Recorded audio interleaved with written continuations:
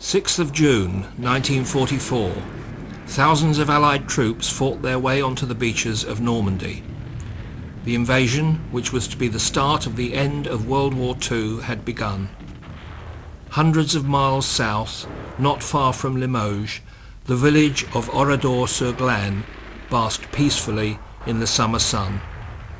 Oradour had a reputation as a place of calm in the mad world of 1944. The River Glane was well stocked, and people came from all over the Limousin region to relax and fish on its grassy banks. The German army, occupiers of France since 1939, had hardly set foot in Oradour. That was about to change. 4 days later, in an act of unexplainable brutality, German SS troops under Major Dickmann drove to Oradour-sur-Glane and erased it and its population from the map. This is the story of that day. 10th of June 1944. Another beautiful Saturday morning. The sun was already warm. In the countryside around the village, birds were singing, matched by the cockerels in the village gardens.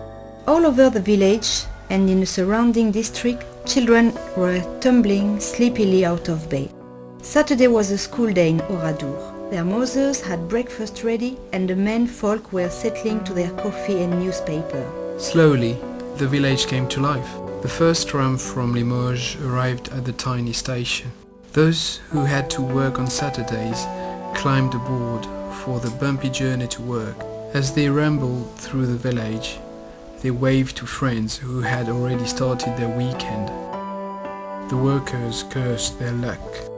Little did they know that this was to be the luckiest day of their lives. There were 4 schools in the village. One of them was an evacuated school from Alsace-Lorraine. Monsieur Goujon, their teacher, had traveled with the children. They all felt safer here, away from the fighting. And the day went on. The sun got hotter and people sat, as they had on hot summer's Saturdays for hundreds of years, chatting to their neighbors. At around 1:30 p.m., a troop of soldiers from the SS Das Führer regiment left nearby Saint-Junien, where they had spent the night. At around 2 p.m., the troops began to bring people into the village from outlying farms. There was to be a document check. The people of Oradour were not worried. They had never had any problem with the Germans and had heard about such document checks from other towns and villages.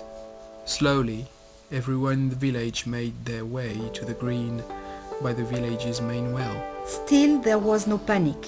The soldiers were respectful, the document check was routine, it was more an invitation than an order. Even people who were just visiting the village for the day were in the crowd. At around 2:30 p.m, some latecomers told the villagers that their village was surrounded by soldiers with rifles and machine guns. The crowd grew strangely quiet.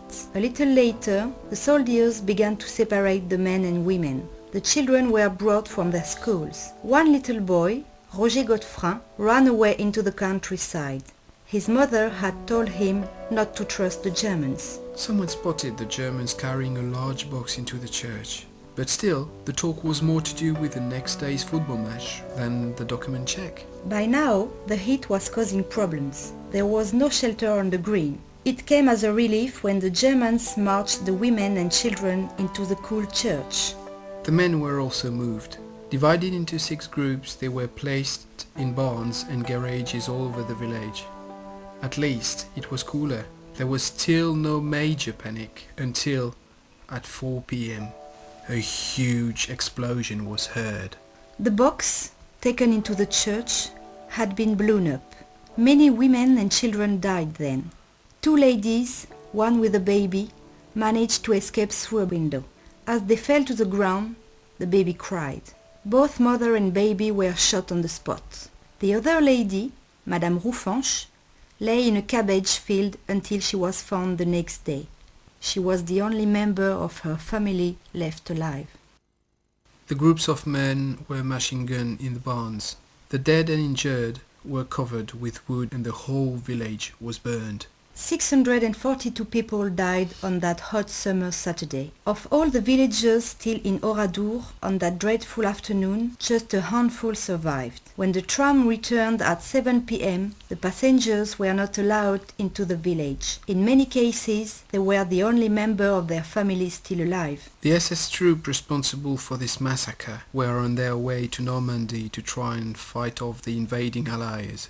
Within a fortnight, many of them, including Major Dickman, had suffered the same fate as the victims of Oradour. Shortly after the end of the war, General de Gaulle decreed that Oradour should be left as a reminder of man's inhumanity. A new village was built for the survivors. The village was awarded France's highest medals, the Military Cross and the Légion d'honneur. Some of the soldiers involved in the massacre were tried as war criminals. The sentences ranged from 5 to 18 years in prison. 2 NCOs were sentenced to death. However, it was found that some of the SS troops were from Alsace, now once more part of France. For the sake of unification, the French government granted the men a pardon. The village handed back their medals in protest.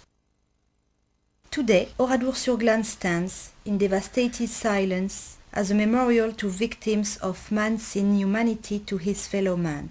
If today you stand quietly in Rue Émile de Sourteau or on the green of Place du Champ de Foire, it is not difficult to imagine the village as it was until 4 p.m. on Saturday, 10th of June, 1944.